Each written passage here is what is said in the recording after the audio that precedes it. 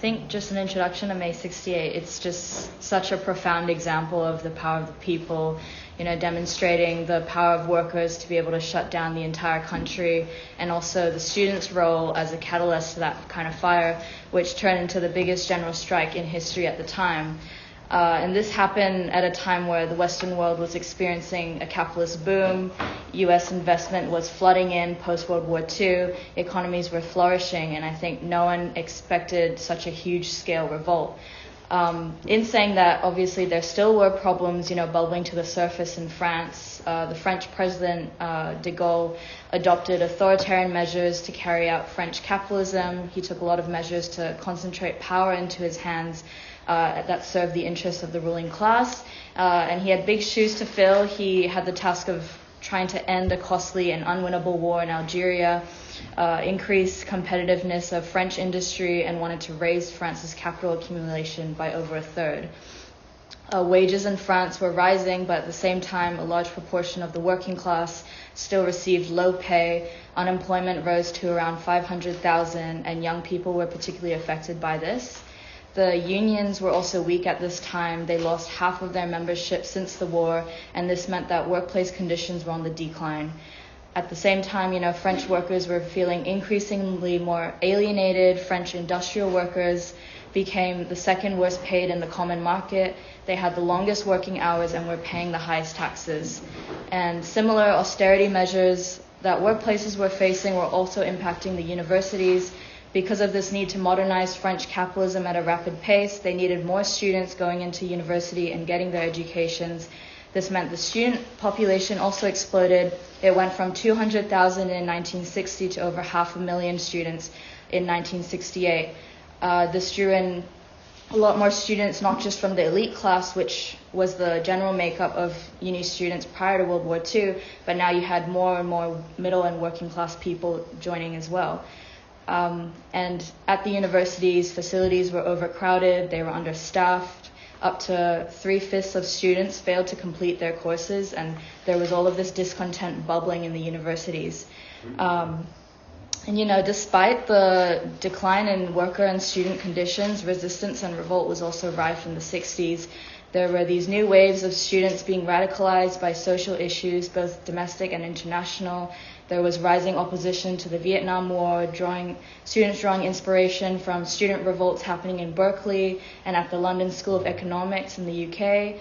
There were protests against France's colonial pursuits in Algeria, and you also had students protesting the conservatism in their uni courses and the infringements on their student lives at university. Most notable was the example where there were sustained protests over several years over the university's strict rules that prohibited students from being able to visit dorms of the opposite sex. And these sustained protests drew in broader layers of non-political students. There were male students staging these peaceful invasions of women's residences as acts of protest against the university. And these protests continue to escalate. In March 1968, students held a meeting to vote to occupy their administration building to protest police harassment of anti-Vietnam War demonstrators. And at the end of April, students announced another anti-imperialist day that they would hold in May. There was a disciplinary hearing for 8 students on campus for distributing leaflets and called for a demonstration in the main part of Paris University to protest the hearing. In response, the university admin escalated by shutting down the entire Paris University campus and sending in police in full riot gear to crush the protest. The police, they arrested more than 500 students that day, and in response, 2,000 to 3,000 students surrounded the police cordon. Police repression was intense, but the students continued to resist, and it took police 4 hours to clear the area. And the scale of repression horrified the general public. There were 100,000 leaflets distributed in Paris the following day. 30,000 university, high school students, and staff joined the demonstration to march to Sorbonne, where the police were intent on stopping. There was intense confrontation with police. An eyewitness reported that each attack caused a counterattack. Each means of repression produced a new means of defense from the protesters. Each young man or woman in the front line learned different ways to deal with tear gas, from simply a handkerchief through the use of water or even lemon to the purchase of ski glasses. And by the end of the evening, 739 demonstrators were so badly injured by police that they had to go to hospital. This all happened on May 6th, and that was the first demonstration of the students' militancy and determination to fight back on police repression. Prior to this, workers did not think very highly of students. They saw the students as, just the sons of Papa. But this idea of the students was completely shattered after May 6th. Images of student battles against the police started to gain workers' respect. And a couple days following, on the 10th of May, escalations with police continued. Students were demonstrating in the streets, and by midnight, students held the Latin Quarter and started building up barricades to protect themselves from oncoming police. Someone accounted that there was just a builder passing by who actually showed the students how to use a drill to tear up the cobblestone on the Paris streets and use it to form these barricades. And then you had thousands more people joining to help build these barricades. There were more than 60 barricades being built in different streets, and people reported women, workers, bystanders, people in their pajamas. They all came to help. Human chains formed to carry rocks, iron, and wood, and these barricades were built all over the Latin Quarter. One eyewitness recounted that their barricade is double, one 3-foot high row of cobblestones in empty space of about 20 yards, and then a 9-foot high pile of wood, cars, metal posts, and dustbins. Their weapons were stones, metal, and anything they could find on the street. And for a week, the Paris police exercised extreme violence against students. The students were beaten, police used tear gas grenades, and eventually CS gas that they similarly used in Vietnam. Cafes and homes that took in students for refuge were forcibly entered, and photographers had their film destroyed. The day after the May 10th demonstration, gross police brutality had completely shifted public support in support of the students. You had the trade union federations calling for a one-day strike on the following Monday, and for that to be accompanied by a mass demonstration in Paris. And on that day, an estimated 1 million people marched across Paris. Students were holding a banner in the front of the demonstration that read, "Students, Teachers, Workers, Solidarity." There were chants of "Free our comrades," "Victories in the streets," and "Adieu de Gaulle." The government was completely wedged. They had to retreat, and they ordered that the Sorbonne campus reopen and that they release the imprisoned students. Politicians and trade unions thought that this marked the end of the student protests. However, instead of marking the end of the movement, it actually gave workers a greater sense of their power, seeing their ability to force the government to back down from the student movement completely. That really set the tone for what was to follow. And so there was the Sud Aviation factory in Nantes, where workers were already holding weekly strikes every Tuesday for 15 minutes every Tuesday to demand short-term working that would not lead to wage cuts. But people thought that these strikes were due to wither out due to this low worker period struggle. Young workers on that Tuesday actually decided not to go back to work after the 15 minutes of their strike was up, and they marched around the plant to get support from other workers, and it ended up being 2,000 workers that blockaded their manager in his office and barricaded themselves into the factory. There was a group of 20 workers that would stand guard outside the manager's office and take turns blaring the Internationale into the office for hours until the workers themselves got sick of it and had to turn it off. But the Sud Aviation inspired workers in other workplaces to do the same, to blockade their managers into their offices and take control of their factories and plants. This spread from industry workers to railway to insurance companies and more. And within 2 to 3 days, there were 10 million people on strike in France. And as a result, France ground to a complete halt. There were no trains, no buses, no banks were open, no postal services. There was soon an acute petrol shortage.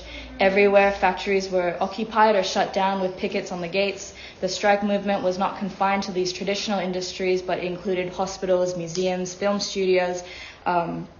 They were all affected. By the 25th of May, there was no proper TV service. Journalists and production staff had walked out in protest of the government's censorship of news of the strike movement. And you see just how deep the general strike reached into all areas of society. There were footballers that occupied the headquarters of the French Football Federation. They locked up the general secretary and put up a red flag and a sign saying "football for the footballers." There were 300 dancers, stagehands, and dressing room staff that went on strike and occupied their own theater.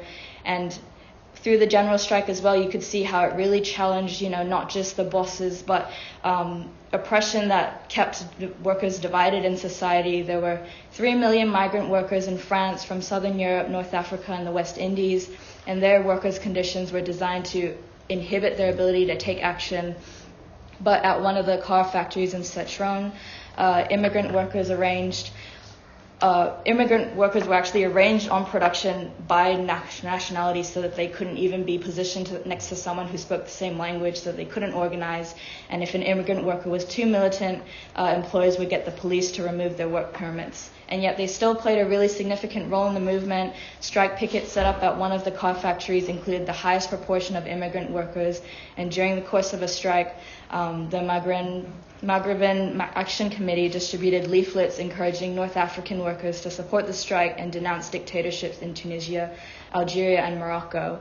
The strikes definitely strengthened solidarity between French and immigrant workers. And in June, when there were stoppages, they actually held stoppages in Renault to defend immigrant workers against the threat of non-renewal contracts. And when the right wing attacked a student protester, Cohn-Bendit, students went around with the slogan, "We are all German Jews." The general strike in France also raised the question of which class actually controls society. In a strike, limited to just one area of industry, workers can stop production entirely until they win the demands from the boss. But with the general strike, you have food and other essentials that still need to be produced to keep them going, and workers actually had to come together to figure out how they were going to sustain the strike. In Nantes, workers' organizations basically ran the entire city for a week. Peasants set up roadblocks on all main roads. So transport workers and students had to control traffic.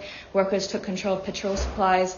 Nantes was basically completely run by workers, but at the same time, it was an isolated example of full workers' control because union leaders, and a lot of them members of the Communist Party, tried to take control of the strike and prevent more militant action from spreading across the workplaces. And that really gets to the role of the union leadership in France and the Communist Party in the general strike and how this strike ended up eventually wrapping up. So just like any reformist left party, the Communist Party in France too thought that their power came from their role in government, and to do so they had to garner support from their working class voter base. The deputy leader of the Communist Party was very quick to denounce the first student confrontations with police. He claimed that these false revolutionaries must be energetically unmasked because objectively they are serving the interests of the big capitalist monopolies and Gaullist power. For the most part, they are sons of the rich bourgeois who will quickly turn off their revolutionary armor and go back to managing daddy's firm. The Communist Party and the CGT, which was the biggest union federation tied to the Communist Party, they could only get away with dissuading workers from the student movement for so long. By the second day of the student demonstrations, more militant workers would call in to work sick. Factories would have really high rates of absenteeism on big demonstration days, and this building pressure from below forced the trade unions and the Communist Party to shift their stance. The Union Federation declared solidarity with students and the demonstration on the 13th of May, where workers went on strike with the students. It's not because they wanted to extend the student struggle to the workplace, but more of a show that the CGT was a serious force for negotiations with the government and should try to placate rank-and-file union activists. Meanwhile, the French government was absolutely scrambling. They're in an economic crisis. People are crossing the borders with suitcases of money. There's commercial banks refusing to deal with the French franc. And the President de Gaulle tried to call a referendum on the 24th of May, but it was impossible to implement in practice. There were no print shops that were willing to print the ballot papers needed. And even when they tried to, print them outside of France and Belgium, the print workers in Belgium refused in solidarity with French workers. And de Gaulle had to broadcast 5 days later that the strike had materially prevented him from being able to hold a referendum. The next day, the French Prime Minister called union leaders together for national negotiations and put forward the Grenelle Agreement, giving workers, some concessions, and the union leaders had to take it to the mass meetings in factories. The CGT leaders spoke in favor of the agreement and was met with silence and some boos as well, and the general strike voted to be continued. At the end of the day, the only real power available to the Communist Party and the CGT as a bargaining counter to put on the table of bourgeois society derived from their ability to control a section of the working class. They wanted to be seen as legitimate negotiators between the government and the working class, but the general strike was actually a challenge to their control over the movement and ability to negotiate or use the working class as a bargaining chip. When third aviation and more militant action in workplaces started, they did nothing to encourage workers' action, but when it got uptake amongst various workplaces, it would be more dangerous for them to stand back than to take the center stage. They had to safeguard workers' movements from the radical students who threatened their grasp on the workers' struggle. And most workplaces were controlled by the bureaucratic unions. The unions were very careful to exclude workers who weren't already union members before the strike. That actually made up 2/3 of the whole strike, which was really unfair. They were very careful to exclude revolutionary socialist groups from being a part of the meetings as well. And it showed the union and the party leaders, they were in complete panic. They hadn't intended to overthrow the entire government, but if the strike really was to do that, they had to ensure that it fell into hands not too far from theirs. So the President de Gaulle, in complete panic, he went away to Germany on the 29th of May. He met with a general who was known for, all of his horrible treatment in the Algerian War, and actually persuaded him to take a harder stance when returning to Paris. So when he came back to France from Germany, de Gaulle called for a demonstration in support of his government, accused the protests and strikes as totalitarian communism, and instead of a referendum, he called for dissolving the parliament and a general election. He said basically either general election or I'll call civil war. And 1 million people demonstrated in Paris in support of his government. The extreme right came out of the woodwork and into the streets. The Communist Party denounced his speech but did nothing to follow it up. They actually rushed to welcome elections. One of the Communist Party leaders says it's in the interest of workers to be able to express their desires for change in the context of elections.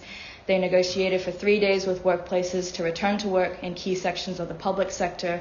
This included electricity and gas, post office, and the railways. And while workers were hesitant to return to work, they lacked, more militants that were willing to stand up and oppose the CGT, and they did end up returning. The CGT and the Communist Party sabotaged the student movement as well by calling a demonstration on the same night that students had called a protest, and that night police deliberately chose to attack the student demonstration and ignore the CGT, with one student killed and many more injured or arrested that night. Leaders of the student movements began to realize that the movement was limited to just the student struggle in the streets and that they had to reach out to workers, but it was difficult to actually relate to them as easily. Lots of the students relied on these moralistic justifications, lots of third world ideas that claimed that workers were just bought off by the Western capitalism. Meanwhile, the CGT was appealing to workers purely on economic demands. You had the students on the other side that rejected the economic demands just in favor of the social ones. And once key industries had gone back to work, police were emboldened to smash up the remaining workers on strike, going into workplaces and beating up workers. The strike still continued well into June, but they dramatically shifted in mood. Employers also felt more confident to go onto the attack. There were a bunch of other shameful tactics that the CGT did to split up the general strike, basically doing the government and bosses' job for them. At Citroën, the management organized a secret ballot outside the factory, and the CGT took no action. They instead said people are free to vote. The CGT lied at Polymechanic factory to workers that a vote was for or against management proposals rather than what they actually were, which was a vote to return to work. CGT helped distribute leaflets claiming that factories had gone back to work to try to encourage the other workers to do the same. And all of this was a lead up to the general elections. And what happened is there was a complete drop in votes for the left. The Communist Party votes dropped by 600,000. The Left Federations dropped by 570,000. And it was case point that the working class was wrong to assume that you could challenge de Gaulle through the elections. It's actually the case that workers' unique strength comes from the workplaces, not in the ballot box. And the spirit of May 68 crumbled in June due to the political and trade union organizations in the French working class throwing their weight into getting workers to return to work in key public sectors and to outvote de Gaulle at elections rather than wholeheartedly supporting the struggle in the streets and in the factories. This enabled de Gaulle to actually win the elections and legitimize the claim that there was no revolutionary change was possible. It also sealed their fate in demoralizing people's faith in the left. The Communist Party tried to spin the narrative of elections, claiming that since the right gained more votes and the left lost votes, that no one ever supported a revolution, arguing that a revolution was far-fetched and creating this collective amnesia to May 68. But I think it's worth noting that there was a third option to de Gaulle's proposal of elections or civil war. There's actually the option of spreading and deepening the movement that would force the government to hold back from using armed forces of the state, encouraging strike organization for all workers, giving workers ability to have direct control over society, forming strike committees and regular mass meetings so that workplaces could not just return to work without other key demands being met. But to do that, you also need a revolutionary party rooted in the working class to counter the bureaucracy of the Communist Party and the trade unionist leaders, to direct the militancy in the right direction that could respond to the lies of bourgeois media, to call bluff on the state when it threatened to call in armed forces, to push for democratically elected strike committees and link them with a network of workers' councils like the Soviets did in the Russian Revolution. But I think regardless, May 68 showed the immense power of the working class to run society, and it proved that revolutionary upheaval is still possible even in a Western capitalist country like France or even Australia. It demonstrates the important role of the students in inspiring workers to take action even when struggle is low, that movements over social issues like Vietnam, Algeria, and even local ones like same-sex dorm restrictions, they can all compound into challenging the state as a whole, and it really shows the potential that students can play now, especially with Palestine and with things like staff cuts happening at our universities, that students actually have the real potential to breathe life into workers' struggles that actually have the power to upheave the whole system.